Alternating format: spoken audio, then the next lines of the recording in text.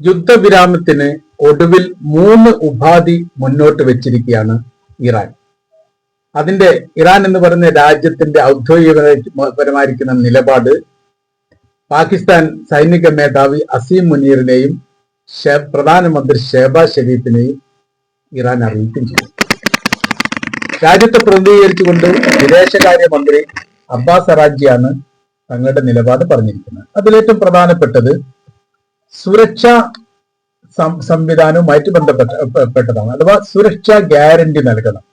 ഇനി തങ്ങളുടെ രാജ്യത്തെ ആക്രമിക്കുകയില്ല എന്ന് മധ്യസ്ഥർ മുഖാന്തരം കൃത്യതയോട് കൂടിയിട്ടുള്ള ഒരു സുരക്ഷാ ഗ്യാരണ്ടി തരണം. അഥവാ ഇറാനും ഇസ്രായേലും തങ്ങളെ ആക്രമിക്കില്ല എന്ന കാര്യത്തിൽ ഈ ഗ്യാരണ്ടി ഉറപ്പ് നൽകുന്നതോട് കൂടിയിട്ടാണ് ചർച്ചയ്ക്ക് ഇരിക്കാൻ പോലും ഇറാൻ തയ്യാറാവുക. ഇതാണ് ഏറ്റവും പ്രധാനമായിരിക്കുന്ന കാര്യം. 2025 ആക്രമിച്ചിട്ടുണ്ട്, 2026 ആക്രമിച്ചിട്ടുണ്ട്, 2027 ആക്രമിക്കുകയില്ല എന്ന് എന്ത് ഉറപ്പാണ് നൽകാൻ പറ്റുക എന്ന ചോദ്യം പ്രസക്തമായ രീതിയിൽ തന്നെ ഇറാൻ ചോദിച്ചിട്ടുണ്ട്. അങ്ങനെ സുരക്ഷാ ഗ്യാരണ്ടി ചെയ്തു കഴിഞ്ഞാൽ പിന്നീട് ഓർമസ് കടലിടുക്കുമായിട്ട് ബന്ധപ്പെട്ട കാര്യത്തെക്കുറിച്ച് ചർച്ച ചെയ്യും. അഥവാ 2 തരത്തിൽ അതിനെപ്പറ്റി പറയുന്നുണ്ട്. ഒരു ഈ മാന്യമായ രീതിയിലുള്ള ചുങ്കം ചുമത്തിക്കൊണ്ട് കടൽ കടക്കാൻ വേണ്ടിയിട്ട് തങ്ങൾ അനുമതി നൽകും. അതാണ് ഒരു ഭാഗം അതിന്റെ. അതായത് ഈ വിഷയവുമായിട്ട് ബന്ധപ്പെട്ട് 2 റിപ്പോർട്ടാണ് പുറത്തു വന്നത്. 2 റിപ്പോർട്ടും 2 തലത്തിലാണ്. ഒന്നിൽ പറയുന്നത് ചുങ്കം ചുമത്തും, പക്ഷെ അതിനൊരു മാന്യത ഉണ്ടാവും.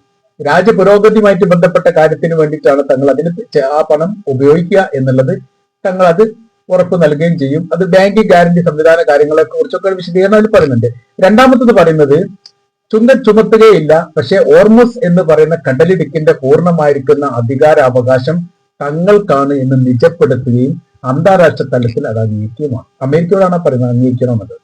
അങ്ങനെ വരുന്ന സമയത്ത് ഇപ്പൊ 2026 ഇസ്രായേലും അമേരിക്കയും ആക്രമണം നടത്തിയതിനു ശേഷമാണ് ഹോർമുസ് കടലിടുക്കുമായിട്ട് ബന്ധപ്പെട്ട് ചുങ്കം ചുമത്താനും കപ്പലുകളെ നിയന്ത്രിക്കാനും തങ്ങൾ തയ്യാറായത്.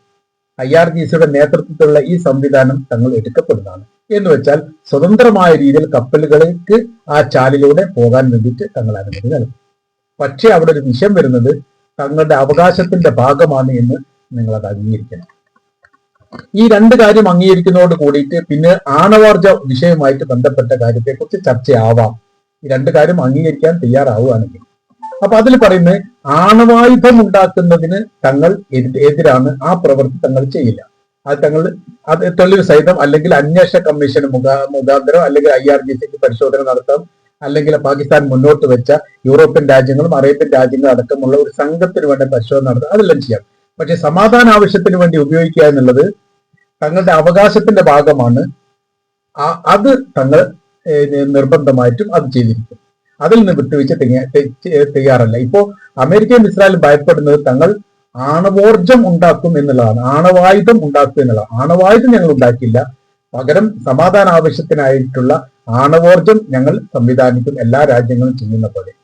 അങ്ങനെ അതായത് 10 നിബന്ധനകൾ മുൻപ് നൽകപ്പെട്ടതിൽ ഇപ്പൊ പ്രധാനമായി 10 നിബന്ധനയും അംഗീകരിക്കാൻ തയ്യാറാവുകയാണെങ്കിൽ മാത്രമാണ് ചർച്ച എന്ന് പറയുന്നിടത്ത് ചില വിട്ടുവീഴ്ച ചെയ്തുകൊണ്ട് ലോകത്താകമാനം ഈ പ്രശ്നത്തിന് വലിയ രീതിയിലുള്ള ഈ പ്രയാസങ്ങൾ ഉണ്ട് എന്നതിനാലും രാജ്യാന്തര തലത്തിൽ എണ്ണയുടെയും കൂടുതലിന്റെയും വിലയൊക്കെ വർദ്ധിക്കുന്നതിനാലും ഈ യുദ്ധവുമായി ബന്ധപ്പെട്ട കെടുതികളും പ്രയാസങ്ങളും ഒഴിവാക്കാൻ ഞങ്ങൾ സമൂഹത്തോടൊപ്പം അല്ലെ ലോകത്തോടൊപ്പം നിൽക്കാൻ വേണ്ടി തയ്യാറാണ്. പക്ഷേ അമേരിക്ക വിട്ടുവീഴ്ച ചെയ്യണം. അവരാണ് ലോകത്തിലെ സർവാധിപത്യമുള്ള രാജ്യം എന്നുള്ള മറ്റുള്ളവരെ കീഴ്പ്പെട്ടിനായിട്ട് ജീവിക്കണം എന്നുള്ള അധികാരം ഹൂങ്കും അതൊന്നും ഞങ്ങൾ അംഗീകരിക്കുന്നില്ല. പരസ്പരം അങ്ങോട്ടും ഇങ്ങോട്ടും ബഹുമാനത്തോടു കൂടിയും ആദരവോടു കൂടിയുമുള്ള ചർച്ചക്കാണ് ഞങ്ങൾക്ക് താല്പര്യം. അങ്ങനെ ഉണ്ടെങ്കിൽ മാത്രമേ ഈ കാര്യങ്ങൾ അംഗീകരിക്കൂ. ആ തരത്തിലാണ് ഇറാന്റെ നിലപാട്. ഇറാന്റെ ഈ നിലപാട് സമീപനങ്ങൾ പാകിസ്ഥാന്റെ പ്രധാനമന്ത്രിയും സൈനിക കമാൻഡറും എന്ത് ചെയ്തിട്ടുണ്ട്? അമേരിക്ക പ്രസിഡന്റ് ഡൊണാൾഡ് ട്രംപിനെ ധരിപ്പിച്ചിട്ടുണ്ട്. അതിന്റെ അടിസ്ഥാനത്തിൽ അവർ കൂടിയാലോചന നടത്തുന്നുണ്ട് എന്നുള്ള വിവരം പുറത്തു വന്നിട്ടിരിക്കുന്നു. കാര്യം എന്ന് പറഞ്ഞാൽ ഒരു ദിവസം എത്രത്തോളം ഈ യുദ്ധവുമായിട്ട് ബന്ധപ്പെട്ട കെടുതിയും പ്രയാസവും ഇറാൻ ഉണ്ടാകുന്നോ അതിന്റെ ഏകദേശം 40 ഇരട്ടിയാണ് അമേരിക്കക്ക് ഉണ്ടാകുന്നത്. സാമ്പത്തിക രംഗത്ത് മാത്രമല്ല, ലോകാടിസ്ഥാനത്തിൽ തന്നെ അമേരിക്കയുടെ ആ ശക്തമായിരിക്കുന്ന ബലം ഇടിഞ്ഞു പോയിരിക്കുന്നു, മാനക്കേടിലായിരിക്കുന്നു. അവരെയും ആക്രമിച്ചാൽ കീഴ്പ്പെടുത്താവുന്നതേ ഉള്ളൂ എന്ന് പറഞ്ഞിട്ട് മാത്രം നിന്നിട്ടില്ല. വെനിസുല പോലും ഇപ്പൊ പറഞ്ഞിട്ടുണ്ട് എന്നാണ് പറയുന്നത്. അത് ഔദ്യോഗിക റിപ്പോർട്ട് അല്ലെങ്കിൽ പോലും നമ്മൾ അമേരിക്കക്കെതിരെ യുദ്ധപ്രഖ്യാപനം നടത്തണം എന്നുള്ളത്. അത് ഒരു സ്വീകാര്യമായിരിക്കുന്ന റിപ്പോർട്ടായിട്ട് കാണാൻ വേണ്ടി സാധിക്കില്ലെങ്കിൽ പോലും അങ്ങനത്തെ ഒരു അഭിപ്രായങ്ങൾ ആ രാജ്യത്ത് പുറത്തു വരുന്നത് എന്നുള്ളത് തന്നെ ആശങ്കയാണ്. അതാ ഏത് രാജ്യത്തിനും അമേരിക്ക ആക്രമിക്കാം, അമേരിക്കക്കെതിരെ നേർക്കുനേർ യുദ്ധം ചെയ്താൽ പരാജയപ്പെടാവുന്നതേ ഉള്ളൂ. അവരെ സംബന്ധിച്ചിടത്തോളം ഒറ്റയ്ക്ക് യുദ്ധം ചെയ്ത് ജയിച്ചിരിക്കുന്നത് വളരെ കുറവാണ്. സംഘം ചേർന്നിട്ടും കൂട്ടു സംവിധാനത്തോടു കൂടി മറ്റു ലോക രാജ്യങ്ങളെ ചേർത്ത് പിടിച്ചുമാണ് അവർ യുദ്ധം ചെയ്ത്. അത് ഇറാഖ് എടുത്താലും, ലിബിയ എടുത്താലും, സിറിയ എടുത്താലും, ഈജിപ്ത് എടുത്താലും, പിന്നീട് സുഡാൻ എടുത്താലും, എടുത്ത് പരിശോധിച്ച് നോക്കിയാലും അതിന്റെ പിന്നാമ്പുറം മറ്റു ലോക ശക്തിയുള്ള രാജ്യങ്ങളുടെ പിന്തുണ സാമ്പത്തികമായിട്ടോ സൈനികമായിട്ടോ മാനസികമായിട്ടോ ഉണ്ടാവും. ഇവിടെ ഇപ്പോ ഈ ഇറാനുമായിട്ടുള്ള യുദ്ധത്തിന് അവർക്ക് സൈനികപരമായിരിക്കുന്ന ബലക്ഷയോ ബുദ്ധിമുട്ടോ കാര്യങ്ങളൊന്നുമില്ല. പക്ഷെ അവർക്ക് എന്ത് കിട്ടണമെന്നറിയോ? അവരെ സംബന്ധിച്ചിടത്തോളം അവർക്ക് ലഭിക്കേണ്ടത് പിന്തുണമാണ്. ഞങ്ങൾ അവരോടൊപ്പമാണ് എന്ന് തുറന്നു പറയാനുള്ള ഒരു വിഭാഗത്തെ സൃഷ്ടിക്കണം. ആ കാര്യത്തിൽ 100% അമേരിക്ക പരാജയപ്പെട്ടു. അവരുടെ എല്ലാ വിഷയത്തിലും ചേർന്ന് നിൽക്കുന്ന യൂറോപ്യൻ രാജ്യങ്ങൾ പോലും കൈവിട്ടു പോയി എന്നുള്ളതാണ്. ഇറാനോട് ഏറ്റുമുട്ടി അല്ലെ ഇറാന്റെ കടലിടുക്കുമായിട്ട് ബന്ധപ്പെട്ട കാര്യത്തിന് മറ്റു ലോക രാജ്യങ്ങളുടെ കടല് ഈ മേഖല കേന്ദ്രീകരിച്ചുകൊണ്ട് കടന്നു പോകാനുള്ള സുരക്ഷാ സംവിധാന കാര്യങ്ങൾ ഒരുക്കാൻ വേണ്ടിയിട്ട് കപ്പലും സൈനികരെയും അയക്കണം എന്നുള്ളതാണ് American president Donald Trump European Union രാജ്യങ്ങളോട് പറഞ്ഞു. ഓരോരോ രാജ്യങ്ങളോട് പ്രത്യേകമായി പറഞ്ഞു എന്ന് മാത്രമല്ല, അമേരിക്കയുടെ പ്രതിനിധി ഈ മേഖലയിൽ സന്ദർശനം നടത്തിയെന്ന റിപ്പോർട്ട് ഇപ്പോൾ പുറത്തു വരുന്നു. അപ്പോൾ ഈ ഹോർമുസ് കടലിനെ സംബന്ധിച്ചിടത്തോളം അതിലൂടെ ഒരു കപ്പൽ പോവുകയാണെങ്കിൽ അതിന്റെ മുൻഭാഗത്തും പിറകു ഭാഗത്തും സുരക്ഷാ സംവിധാനങ്ങൾ ഒരുക്കിക്കൊണ്ട് യാത്ര അയക്കുക. അതിന് മാന്യമായിരിക്കുന്ന പണം വാങ്ങാനുള്ള നിലപാടൊക്കെ ഉണ്ടായിരുന്നു. പക്ഷേ ഒരു രാജ്യം സാധിച്ചില്ല. നോർമലായി അല്ലെങ്കിൽ വളരെ കൃത്യതയോട് കൂടി സൗഹൃദം പങ്കിടുന്ന ഒരു രാജ്യവുമായിട്ട് ശത്രുതാ മനോഭാവത്തോട് കൂടി നീങ്ങാൻ ഞങ്ങൾക്ക് താല്പര്യമില്ല. ഇറാൻ ഞങ്ങളൊക്കെ ആയിട്ട് വലിയ സൗഹൃദ ബന്ധമാണ്. ആ ബന്ധത്തെ മുറിച്ച് ഒഴിവാക്കാൻ വേണ്ടി ഞങ്ങൾ താല്പര്യ കാര്യം 18 രാജ്യത്തോളം നിലവിലെ സാഹചര്യത്തിൽ ഇറാൻ ആക്രമിച്ചിട്ടുണ്ട്.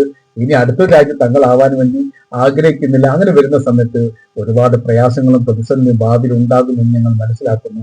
അതുകൊണ്ട് ഇത്തരം കാര്യങ്ങൾ ഞങ്ങൾ ഒഴിവാക്കണം എന്നുള്ളതാണ് അമേരിക്ക പ്രസിഡന്റിനോട് പറഞ്ഞത്. കണിശമായ ചില നിലപാട് പറഞ്ഞതിന് മറുപടി നൽകിയിട്ടുണ്ട്. അത് ബ്രിട്ടന്റെ ഭാഗത്തു നിന്നാണ്. ഞങ്ങൾ സ്വതന്ത്ര റിപ്പബ്ലിക്കായ സ്വതന്ത്ര രാജ്യമാണ്. ഞങ്ങൾക്ക് ഞങ്ങളുടെ നിലപാടും സമീപനവും രീതികളൊക്കെ ഉണ്ട്. അത് ഞങ്ങൾ നടപ്പിലാക്കേണ്ടത് നിങ്ങളുടെ സമ്മതത്തോടു കൂടി ഒന്നല്ല. ഞങ്ങളുടെ രാജ്യത്തിന്റെ ആഭ്യന്തര വിഷയത്തിൽ നിങ്ങൾ ഇടപെടരുത് എന്ന് കണിശമായിരിക്കുന്ന ഒരു അഭിപ്രായം ബ്രിട്ടന്റെ ഭാഗത്തുനിന്നും പുറത്തു വന്നു.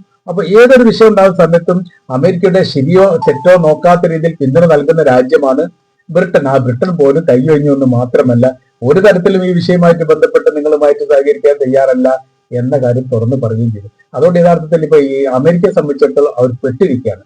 അപ്പൊ പറയുന്ന കാര്യം ഇങ്ങനെയാണ്, സുരക്ഷാ ഗ്യാരണ്ടിയുമായിട്ട് ബന്ധപ്പെട്ട കാര്യത്തിന് തയ്യാറാവുകയാണെങ്കിൽ മാത്രമേ അമേരിക്കയുമായിട്ട് ഒരു ചർച്ച നടത്താൻ വേണ്ടി തങ്ങൾ തയ്യാറാവൂ എന്ന് പറഞ്ഞതോടുകൂടി ഇപ്പോഴത്തെ മധ്യസ്ഥ ചർച്ചയുമായിട്ട് ബന്ധപ്പെട്ട അല്ലെങ്കിൽ വെടിനിർത്തൽ ചർച്ചയുമായിട്ട് ബന്ധപ്പെട്ട വിഷയം മറ്റൊരു തലത്തിലേക്ക് നീങ്ങുകയാണ് എന്നാണ് നമുക്ക് മനസ്സിലാക്കാൻ വേണ്ടിയിട്ട് സാധിക്കുന്നത്.